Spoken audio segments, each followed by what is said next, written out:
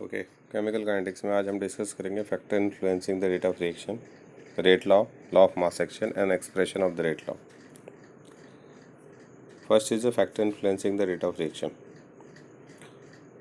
तो number of factors which are influencing the rate of reaction. First one is the nature of reactant, second is the concentration of the reactant, third is the temperature, fourth is the presence of catalyst, fifth is the surface area, and sixth is the radiation. First is the nature of the reacting species. So the rate of reaction depends on two factors: physical state of the reactant and the chemical state of the reactant. Physical state देखो, simple सा case समझिए कि जब भी कोई chemical reaction हो रही है तो based on the collision theory कि द मॉलिक्यूल और the particles of the reactant intermix to each other, collide to each other. Some of the collision is effective, some of the ineffective, non-effective. Effective means the particle collide to each other and form product. So such collision is called effective collision. अब यहाँ पे हम कहते हैं कि जब collision हो रहा है तो कोलिजन के लिए मस्ट कंडीशन है कि particle must be mix to each other. This is a necessary. ठीक है. अब इंटरमिक्सिंग इज ईजिएस्ट. किस में सबसे ईजी होता है इंटरमिक्सिंग? गैसेस फेज में, उससे कम लिक्विड फेज में, और सबसे डिफिकल्ट है intermixing of the particle in the solid state. तो अगर हम कोलिजन थ्योरी के बेस पे बात कर रहे हैं तो ईजिएस्ट वन यानी सबसे इजीली और सबसे आसानी से जो रिएक्ट करेगा वो कौन होगा? गैसियस स्टेट करेगा. तो जो ऑर्डर ऑफ रिएक्टिविटी होगी गैसियस की सबसे ज़्यादा है, लिक्विड की उससे कम, और सॉलिड की सबसे कम होगी. ठीक है. तो पहला केस. सेकंड केस कहता है कि सिस्टम कैसा है. हमने पढ़ा 11 में 10 में कि system there are two types of system, heterogeneous and homogeneous. In the homogeneous system, particles are mixing to each other very easily, and in heterogeneous system, in which the particles are not intermixed to each other. तो जब हम कह रहे हैं कि जो homogeneous है उसमें मिक्स इजीली हो रहा है तो they can collide easily and form a product easily. तो हम वहाँ कहते हैं कि जो रेट ऑफ रिएक्शन होगा होमोजीनियस में ज़्यादा होगा in comparison to a heterogeneous system. Second, जो नेचर डिपेंड करता है किस पे? केमिकल स्टेट पे. अब केमिकल स्टेट मीन्स सबसे इजीली समझो तो बॉन्ड स्ट्रेंथ. अगर हमारे पास कोई एक बॉन्ड है, सपोज ए और बी के बीच में एक बॉन्ड है और एक ए और सी के बीच में बॉन्ड है, और माना कि ए और बी के बीच में जो बॉन्ड है क्या हो जाता है? स्ट्रांग है in comparison to A C bond. तो सिंपली अगर हम इक्वल टेम्परेचर प्रोवाइड करें टू ब्रेक द बॉन्ड तो हमको वहाँ पे क्या होगा? ए सी के बॉन्ड को ब्रेक करना ईजी होगा और जितनी आसानी से बॉन्ड ब्रेक होगा, क्योंकि किसी भी केमिकल रिएक्शन में जब हम बात करते हैं तो पहले बॉन्ड ब्रेकिंग होती है, देन बॉन्ड फॉर्मेशन होता है. ये पार्ट है रिएक्शन का. तो जिसमें जितना इजीली बॉन्ड ब्रेक होगा वो उतनी आसानी से रिएक्ट करेगा. तो अगर हम on basis of bond strength, तो ए सी में हमने क्या कहा? बॉन्ड स्ट्रेंथ वीक थी. ए बी में बॉन्ड स्ट्रेंथ क्या थी? स्ट्रांग थी. तो जो ए सी है इस क्या होगा? इजीली रिएक्ट करेगा. It means more reactive than the A B. For example अगर हम देख रहे हैं यहाँ पे, अगर हम एक लेते हैं NO plus O2 gives NO2 और CO plus O2 gives CO2. दो रिएक्शन हमने ली. अगर हम इस रिएक्शन को देखें तो जो NO plus O2 gives NO2 is faster than CO plus O2 gives CO2. Y?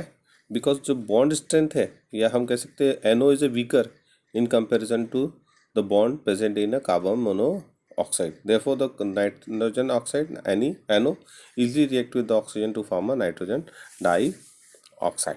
Clear? अब कुछ है या किसी में अगर मोर बॉन्ड है, जैसे CH4 को हम अगर ऑक्सीडाइज कराएं, CH4 की बर्निंग CH4 प्लस 2O2, सबको पता है CO2 और वाटर बनता है. तो CH4 में कितने बॉन्ड है? 4 बॉन्ड्स है, 4 CH बॉन्ड है. और ऐसे अगर हम NO प्लस O2 को फिर कंपैरिजन करें CH4 के साथ, तो वहाँ पे भी जो NO की reactivity toward the oxygen is more than the reactivity of CH4 with toward the oxygen. क्यों है? क्योंकि वहाँ पे NO के बीच में केवल एक बॉन्ड है, CH4 में 4 बॉन्ड है, तो they need more energy for the breaking. Next आ जाओ कंसंट्रेशन. कंसंट्रेशन की अगर हम बात करें तो कंसंट्रेशन को देखें तो rate of reaction is directly proportional to the concentration. जैसे जैसे कंसंट्रेशन ज़्यादा होगा रेट ऑफ रिएक्शन ज़्यादा होगी, कंसंट्रेशन ऑफ द रिएक्टेंट कम होगा रेट ऑफ रिएक्शन कम होगी. क्यों होगा? Will discuss later. Next is the temperature. तो basically effect of temperature is there. हाँ, इस बात से रेट ऑफ रिएक्शन में हम कहते हैं कि कोई फर्क नहीं पड़ता कि whether the reaction is exothermic और एंडोथर्मिक। अगर हम जनरल की बात करें तो rate of reaction become double और triple when we increase the temperature by 10 degree Celsius और by 10 Kelvin. Why will discuss later. Next is the presence of catalyst. ठीक है, नेक्स्ट क्या है, प्रेजेंस ऑफ कैटलिस्ट। तो we know that there are two types of catalyst, positive catalyst and negative catalyst. Positive catalyst enhance the rate of chemical reaction, increases the rate of chemical reaction, and the negative catalyst decreases the rate of chemical reaction. तो presence of catalyst play important role. Which kind of catalyst is there, कि वो positive है कि वो negative है, उस पर rate of reaction depend करेगी। नेक्स्ट है सरफेस एरिया। नेक्स्ट फिफ्थ हमारे पास क्या है, सरफेस एरिया। तो सरफेस एरिया को अगर हम देखो तो जितना ज़्यादा सरफेस एरिया होगा, greater is the surface area of the reactant, more will be the rate of reaction.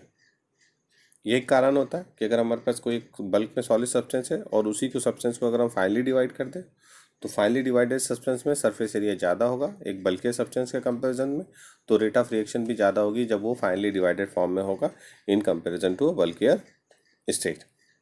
ठीक है, अगर हम सपोज, अगर बहुत सारे एग्जाम्पल है, अगर हम किसी बड़ी लकड़ी का टुकड़ा ले उसको जलाना चाह रहे, ठीक है, एक वुडन ब्लॉक को अगर हम बर्न करना चाह रहे तो वो बहुत धीरे धीरे जलेगा, लेकिन अगर उसी को हम बहुत छोटे छोटे पीसेस में तोड़ दें या उसको क्या करें, एकदम क्रश कर दें, देन उसको जलाइए तो वो इमीडिएटली क्या होगा, बर्न हो जाएगा।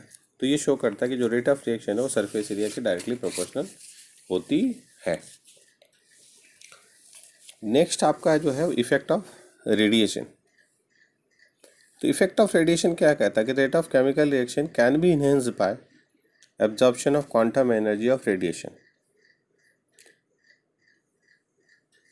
कोई भी केमिकल रिएक्शन हो रही है तो वो अगर वो एब्जॉर्प्शन ऑफ फोटॉन से हो रही है फ्रॉम द विजिबल लाइट और द अल्ट्रावायलेट लाइट, तो उसको हम क्या कहते हैं, फोटोकेमिकल रिएक्शन। फॉर एग्जांपल, जैसे एक hydrogen reacts with chlorine to form hydrogen chloride.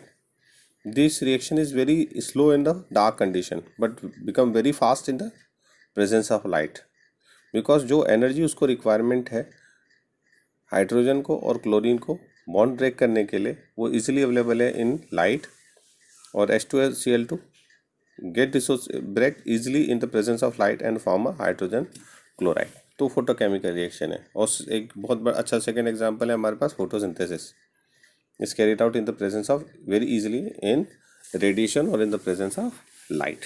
तो they are the factors which influence in the rate of chemical reaction. First one is the nature of the reactant. They are depending on two factors, physical state and the chemical state. Second is the concentration. Third is the temperature. Fourth is the catalyst. Fifth is the surface area.